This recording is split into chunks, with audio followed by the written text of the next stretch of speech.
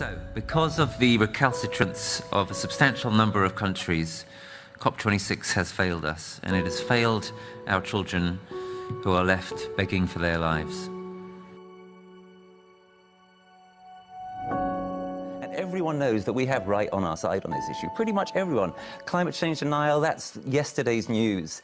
Everyone now understands that our weather systems are breaking down. We're in real danger here of civilizational collapse. You don't have to believe me. That's what the UN say. That's what the IPCC says. That's what David Attenborough says. So we need to step up, and that's what we're calling on everyone to do.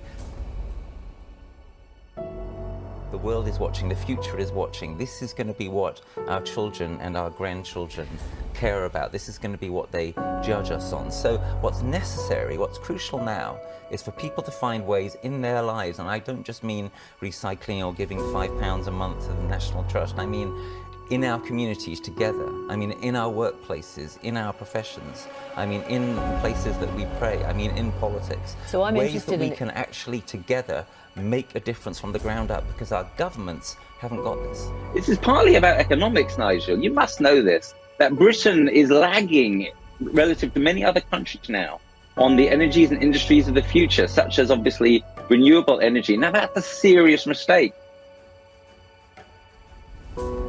So the point I was making was that it may be too soon to say how good a thing or otherwise the Industrial Revolution was, because if we end up destroying the entire human race and the entire planet, we might have to conclude that it wasn't. The students who are at Cambridge right now could live into the 22nd century. What's the world going to be by that time? Well, what we hope, of course, is that it will be a world where the climate's been brought under some kind of control and things aren't spiraling into a worse and worse situation. But it will only be like that if there is a massive shift that everybody needs to take part in. I think it would be a wonderful thing if more of the media were to bring in the Climate Majority Project and other serious, moderate actors in the space to have a voice, and that people didn't only see the Just Stop Oils of this world protesting. So if the media is prepared to meet us halfway, then I think there's every potential here that this new moderate approach to climate could grow and grow. Well, I'm certainly halfway there. Let's hope we've started something. Rupert Read, thank you very much indeed for talking to me tonight.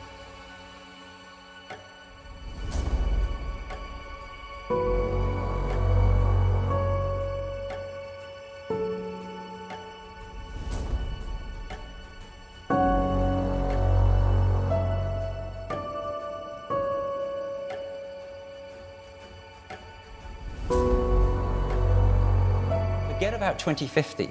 Forget about rising sea levels. Forget about polar bears and penguins, precious and beautiful though they are. This is about us now. This is about the fact that last summer, the crops in this country were failing as they were baked in the fields. This is about the vulnerability of our food supply. This is not even about our children or our grandchildren anymore. This is about the intense vulnerability of our whole society to this catastrophe that is already descending on us.